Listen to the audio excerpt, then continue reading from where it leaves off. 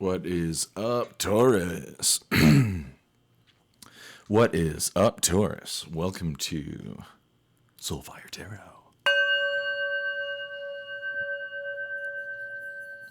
Awesome. All right, let's do it for the month of February. Taurus, my Taurian people. Not tyrannical, though. Just terrific. Punalicious. Anywho, let's get here with these cards. Holy guardian angels, most high, individual angels of all those within this collective reading whom it will resonate at a soul level, may you be present in these cards and guide for the greatest good this intentionality to essay the reading of the cards. So, begin. Let's go.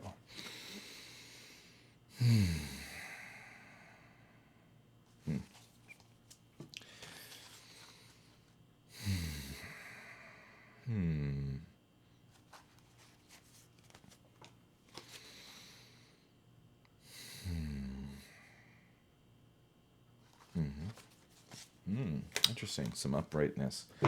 So, this will present you and a couple things inside. Interesting. These cards came up last reading. So we have the Four of Cups here. So, yeah, so I see you in a position, there's something going on where you're sharing and giving, some of the gifts that you have, some of the things that you take joy in, serving and giving to the world, giving to people that will be nourishing for their emotional body, we see in this imagery here, this is the you, Taurus. Come on, focus, come on. Anyways, yeah. So, look at how romantic this is. He's got two cups. He's not just dipping it into one, he's dipping it into two. He's double dipping that and it's going into the next and then the next. And, look, there's this person like, I have flowers for you. Just wait, baby, I'll give you the nice drink for you. So yeah, sharing the good stuff, sharing with others. Yeah, it's a good time. You've been working on your process, working on your work, Taurus, diligent as you are. But interestingly, juxtaposed here, there's so I feel like these two cards here, we had the swords, and what is weird is this came up for Aries as well, both these two cards. So yeah, make of it what it will be. So I'm seeing that there's at one time kind of like a fear or disappointment, of like a loss of maybe like these things going to spoil, perhaps some of the people that we hoped that some of our gifts, some of these things we enjoyed that we could share with is just really not coming to pass, and there might be mental anguish going on in some degree, or maybe it just seems like some of the things that we were trying to go in sharing our joy, bringing these things, to life, to others, people in a close and intimate way, just haven't played out to how we hope, and there might be a sense of loss and ruin at this point. But interestingly, juxtaposing that on the other side here is this look of longing, this dreaming for connection, making decisions and bringing us closer to our dreams. We see the star and the moon in the background in this house, and here's this wonderful woman, sitting out here next in this garden, like with this rosy cross. This is the Rosicrucian deck of the Golden Order, the Dawn. I'm butchering that. Don't assassinate me, Illuminati.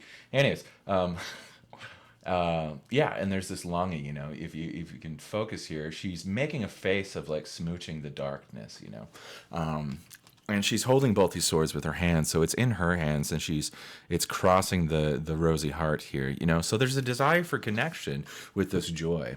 I see you in like the works you've cultivated or that which you have to give at this time. You're in a position to be doing this, or at least you have a portion of you. Maybe you're not quite there yet.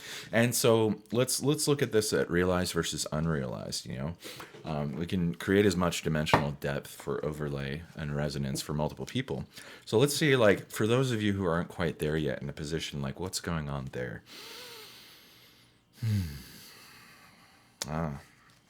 There's a struggle. There's a struggle with education. There's a struggle with not quite knowing Exactly. Maybe an unrefinement, like this is the Hierophant, and the Hierophant was in reverse. So it might come down to wisdom and knowledge, maybe it's just not there. Maybe you have your gifts, but maybe maybe there's something to do with like people don't, it just doesn't seem qualifiable, so we're gonna do a little ding for that.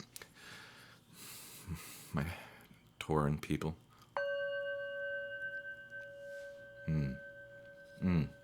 Vibrations. So yeah, and let's go into that a little bit more.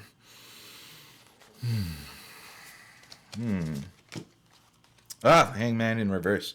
Yeah, so there's kind of this like I'm seeing for some people that there might be something of a fallout, like this person has just kind of like fallen out in their character or their standing. This is the Hanged Man upright, so yeah, but there's perspective to be gained here, wisdom and hindsight, looking to what has been, and we learn our lessons, we grow, we can take it with grace, we can integrate, we can come to a better perspective, and we can learn our lessons, to be able to give the gifts we got. There's always time, there's always cycle. The universe will support us, and enthalpy, but there's entropy too. Sometimes things have to break down before we can get it back together. The things that need to get cleared out, and we learn the lessons we need, yada yada yada, right? All right, so let's see here. Continuing, what is in your past here? Let's look where things are kind of coming from. Okay.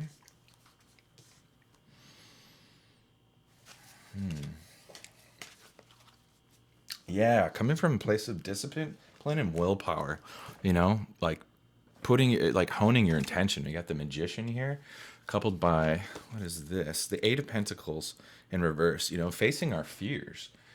Facing your fears, but in reverse, maybe there's not a fear in the negative sense. Maybe the fear wasn't overcome, and that could explain why the position isn't exactly set up correctly yet. But that's okay, you got time. You can figure this out.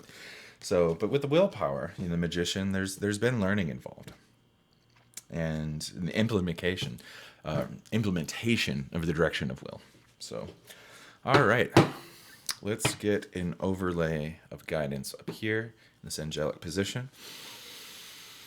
Great emissaries of light, my true holy radiance and luminary guidance and wisdom, lift this reading. Here we go. So the Chariot. Yeah. So taking action and initiative and putting in the work, having a direction, taking movement. Where we just went past Imbolc a couple, like 2 days ago. That's the quarter point between winter and spring.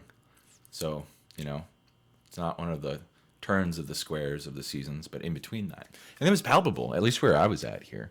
You could really feel it with I saw birds and ducks and heard birds, and it was like, it's 40, it's comfortable, but now it's back down to -20, So yeah, taking action here, putting energy into motion. Boom. So, continuing here, let's see what one of the obstacles might be.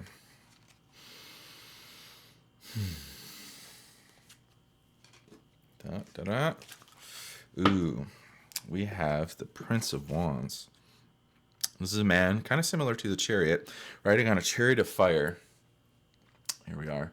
With a lion with that strength, just emblazed with passion, wherever he goes in his surroundings, on path of passion, and illuminating and bringing that fire to life, and wielding the animal instincts. But it was in the reverse here. So the obstacle is, I feel like this is suggesting, like, where is your passion perhaps being misplaced? Is there a better place you can actually conduct your passion, your emotional spark to set things into motion, to have an impact, to light people up and to be lit reversely? And pertaining to the lion, and strength, that animal part of our nature, having the higher consciousness, the tame and discipline, that power, right? That's going to get us somewhere. On the Chariot there. So, maybe this is a point of reflection for taking heed for how we've been feeling. What have you been putting out there? Like, how is that coming back to you? How might that be obstructing? Where your gifts, where your joy, You know, because think about it. We all feel better when we're enjoying life, right? Enjoying others, enjoying ourselves, right? This is a positive, you know? Yeah. All right. Anything else with this? Ooh, something coming here. Yeah. Interesting. Look at all these knights. Taurus, you have this drive and this ambition. You really do. Knight of Pentacles. So, yeah, this drive and ambition to really like, you know, make something of yourself in this world, you know, with nobility and foresight, observance, you know. With that nobility, when we are honorable, and with integrity, there's a great power to that because we, like a constellation of stars, you know, different connections of meaning are in relationship between so many different people. Nobility in the true sense, not just the virtue appearing sense, but true nobility. Like think of the idea of the archetype of a noble king or a wise person, right? Who has nobility, power combined with wisdom because of the gravitas of their actions, their choices, right?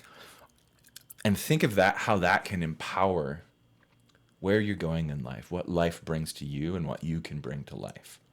Really. How things are shared, harvested. We see wheat here. An elk that's like, yeah, buddy. Observing, you know, just like, I see you. Look at them go. So, awesome. Very cool. All right. Dive a bit into this negativity here and see what's going on there, perhaps a little bit, just to bring some light to that darkness. I'm in a goofy mood tonight.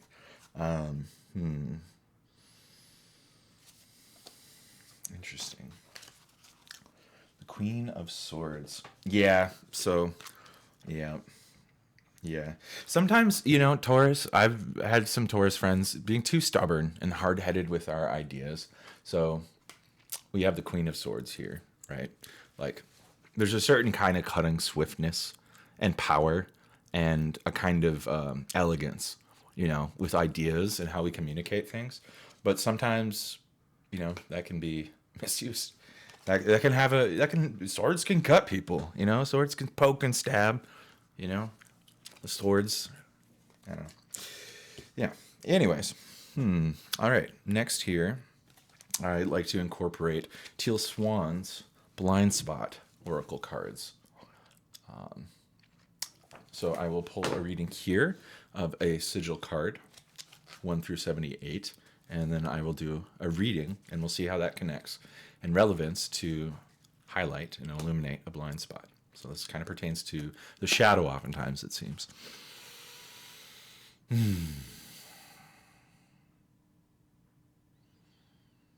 Oh, right here.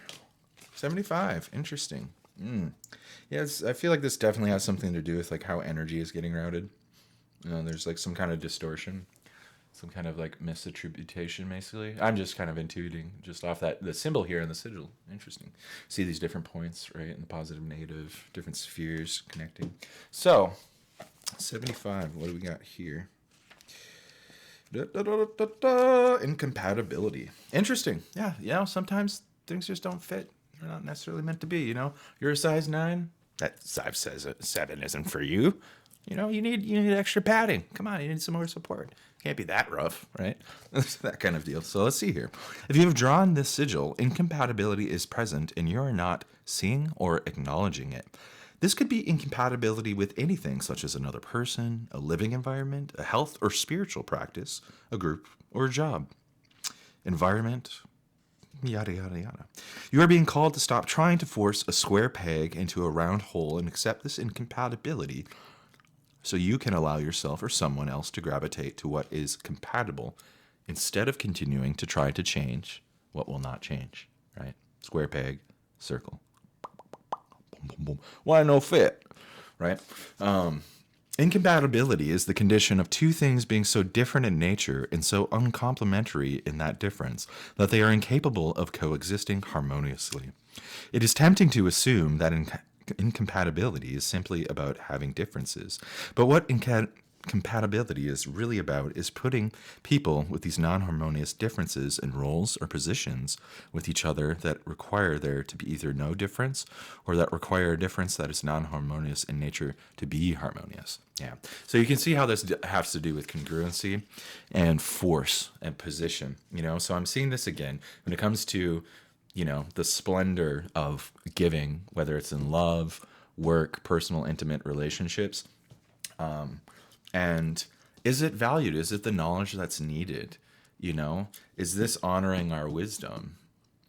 And is that really connected to truly what we dream of?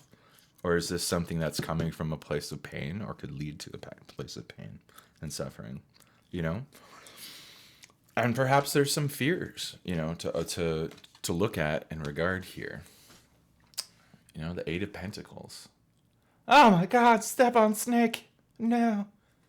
So, but maybe you have faced your fears. I didn't see that before. To get where you got, good on you. Good on you for facing your fears. Courage. Courage is the bridge. And Richard Hawkins, Dr. Richard Hawkins. The bridge to higher consciousness and higher emotional states is courage. If we have courage, we can stand with self-empowerment from within to face what we fear, to confront what we need to confront. And then from there, it spirals up the higher vibrational states. Leads to peace, joy, enlightenment, higher reason, Below that, below courage, fear, guilt, anguish, depression, sadness.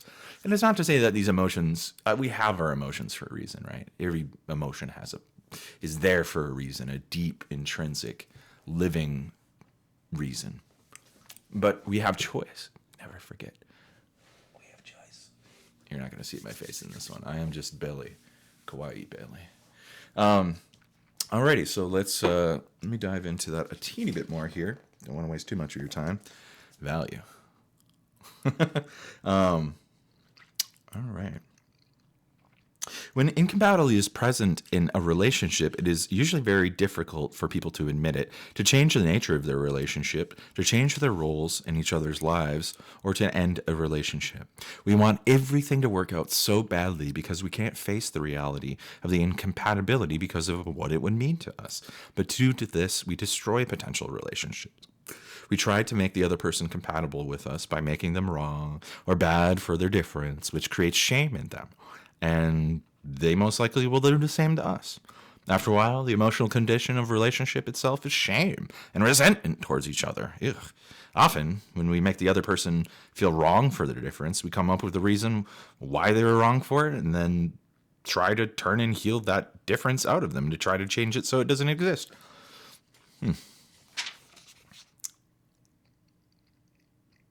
If you have drawn the sigil, this is one of those times that the pain does not mean positive growth. It means you are either resisting your true self or someone else's true self, or someone else is resisting your true self or their own for anything to improve. You need to own up to the incompatibility and stop forcing yourself or anyone else sideways. Gravitate and let them gravitate towards something that is truly compatible.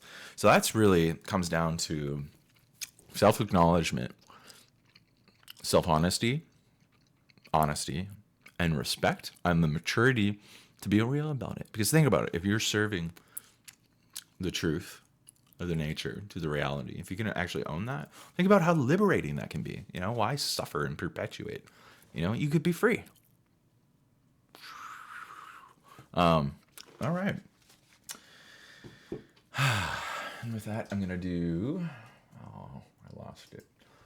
I'm just think of a couple colors here that will kind of co-resonate with healing energy based on the chakras here that you could use as a contemplative tool, perhaps to engage in psychosomatic reflection, perhaps energy work, or things that might support these energy centers and the color corresponding vibrations. So I'm going to Take a moment to just breathe, pray, and meditate, and tune in to intuit which colors are appropriate for Taurus in this month of February 2025. Green and purple. Yeah, green and purple. Okay, so the connection between the heart and the center of awareness, the center of our mind. Where in the heart might things be able to open? Where in our heart might we be able to feel more clearly, compassionately, caring for ourselves and caring for others? And with the awareness to see things as they are, perhaps. All right. Thank you, Taurus, for joining me with this tarot reading. Please like and subscribe, and more to come. This is new journey here, starting out. Happy to be here, happy to start getting going, learning and practicing tarot and other forms of divination. And might you be blessed in the many, many mysterious ways, and others.